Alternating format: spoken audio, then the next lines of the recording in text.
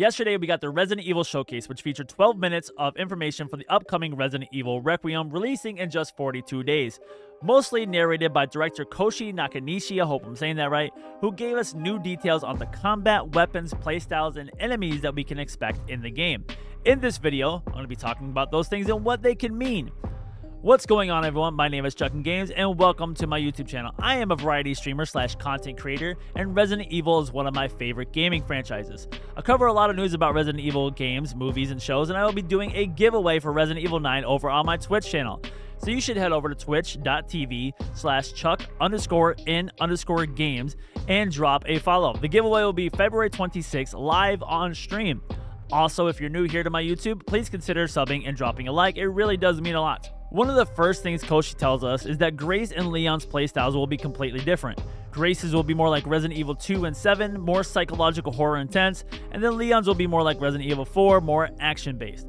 While Koshi is narrating, we are seeing Leon perform lots of different takedowns on enemies, which is something that will be featured in this game and we will talk more of in a bit. Koshi tells us that this is a post-Resident Evil 6 Leon and he is still working as a DSO agent. I just played Resident Evil 6 last October for the first time and I kind of honestly enjoyed it.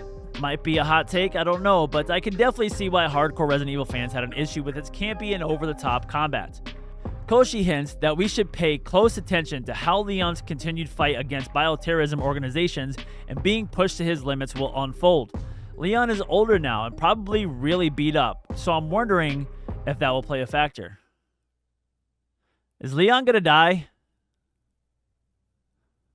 We then get info on the new breed of infected, who Koshi explains retain characteristics from when they were alive, which kind of just reminds me of those infected with the Las Plagas, because they still looked, spoke, and acted like people until they didn't. During this part, we see a few of the enemies. There's a butcher, a custodian, the bride, as I believe she's become known as, who we've seen before, and I believe this is a hotel concierge of some sort. Koshi says that by watching their actions closely, you can definitely dodge or take them down. This is exciting for me because we're getting stealth kills again, which were featured in the Resident Evil 4 remake and will likely play a bigger role in 9 with Grace. Next, we get to see two different playstyles that are going to be featured in Resident Evil 9. Leon is more of a badass than ever, and I kind of hope they learn from their mistakes with Resident Evil 6, but I also want them to give us the ability for more takedowns and creative ways of taking out an enemy. Leon has a hatchet now instead of a knife, but can still parry a chainsaw with it. Doesn't make sense, but it's a video game. Mid-fight, you will be able to sharpen said hatchet. Targeting specific parts of the zombies with your gun will be key to the combat to help preserve ammo and perform melee finishers. Another thing that made me excited about this game is that after we take out an enemy NPC, we can take their weapon. So this will help preserve our hatchet and conserve ammo, but I feel like they will be limited use. Leon is shown using a chainsaw from one of the enemy NPCs, but I feel like we won't get that many uses out of it. Like, I feel like we'll be able to take out X amount of enemy NPCs and then just leave it stuck inside one of them, or it'll just run out of gas or something like that. Throughout this portion, we see Leon doing numerous amounts of different takedowns, from his famous roundhouse kick to executioner-style headshots, John Wick-esque, wall finishers, and just stomping dudes in the face. Grace's gameplay, being more psychological horror intense, features limited ammo and potentially more terrifying enemies. Stealth will be key when playing as Grace and figuring out when to fight or flight. Grace will have a pretty powerful hand cannon called Requiem, a large caliber assault revolver, but it will most likely be more limited than normal ammo, so I might save that for bosses or bigger enemies.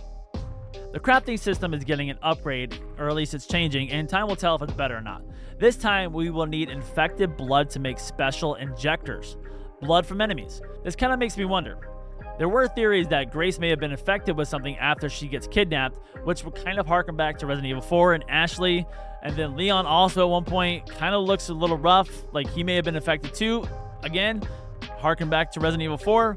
But the fact that we will need to utilize infected blood makes me wonder if that will help us fight off the effects of whatever Grace and or Leon may have been infected with, or if it's just a way to heal us. Don't really know. I just hope that it's not something that that keeps lowering your health as you play, so you have to keep doing it. Hopefully it's just from taking damage and getting bit. So basically, like every Resident Evil game, you heal yourself when needed.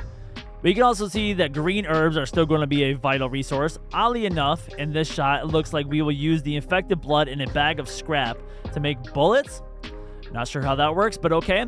You know, you pour water on your hand to attach it. It's Resident Evil. There's also an option for a hemolytic injector, which will likely be one of the ways to heal or cure ourselves. Maybe more on that later. We can also see mixed herb G and G, mixed herb green, which is 2 green herbs, and then mixed herb G, so 3 green herbs. And that's on there twice, which is kind of odd. But it also makes me wonder if we will only get green herbs, no more red, yellow, or blue.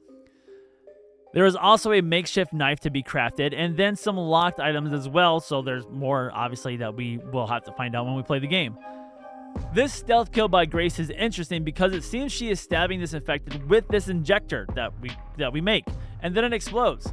So maybe the injector is a weapon and not for healing. We'll have to find out when we play the game. New info on a few difficulty settings. Casual will of course allow for easier takedowns and easier gameplay, and then there is standard modern and standard classic, which I believe the only difference being that you will have to use ink ribbons to save when playing as Grace. And it's weird that they only mention it for Grace, and it's making me wonder how much of the game is played as Grace and how much as Leon. I feel like it's probably more like a 75-25 ratio with us playing more as Grace than Leon.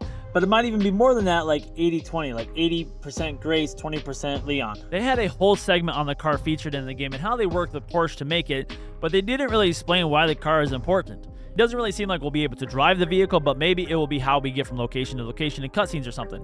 It's also just a promotion aspect because they worked with Porsche, and it's just a way to get that name out there and, you know, promote it, stuff like that. There is also a bit on the watches Leon and Grace wear in the game, which will be available for purchase IRL in limited capacity. They didn't really mention a price for those, or, I mean, I don't even know if that car really does exist IRL, I don't know. But nonetheless, they also discussed the deluxe edition of the game, which will feature 3 skins for Leon. It's kind of weird how much Leon looks like Robert Pattinson in this picture. And 2 skins for Grace, a Lady Dimitrescu in what looks like a fancy classic style outfit. And if you pre-order the game, any version, you will get the Alice outfit from the Resident Evil Apocalypse movie, if you want that.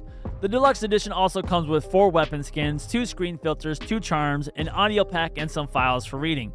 Is it worth getting the deluxe edition? I don't know. It's $10 more. The only thing that may affect your gameplay will be the charms. They may boost the power of the guns or something, but it's mostly all cosmetics. They mentioned they are working with Nvidia to try to make the game more accessible to more PC players, and I'm still torn as if I want to get this on PC or PS5. I have a good PC, but newer games scare me since I haven't really updated my components in my PC since I bought it over 5 years ago. But it still runs a lot of games smoothly, including Doom the Dark Ages and Clair Obscur Expedition 33. But games like Black Ops 7, for whatever reason, give my PC a problem. I don't know why. They also talked about some figures, controllers for the Switch 2, amiibos, Resident Evil 7 and 8 gold editions for the Switch 2, but that's not really important here.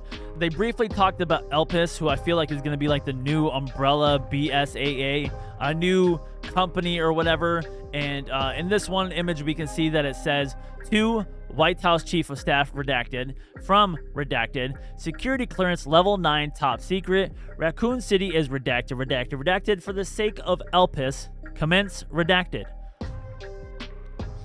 Kind of looks like the Epstein list. This also might be when Leon learns about Grace, as the next image he pulls up is her picture. Other images include doctors, infected hands, DNA strands, and other weird science things, so it could be said that Elpis might be trying to carry on the legacy of Umbrella, of Oswald Spencer, James Marcus, Edward Ashford, or maybe even the work of William Birkin or someone else. Koshi explains that the secret to Elpis is what got Grace's mother, Alyssa Ashcroft, murdered, so maybe Alyssa uncovered something that they didn't want made public.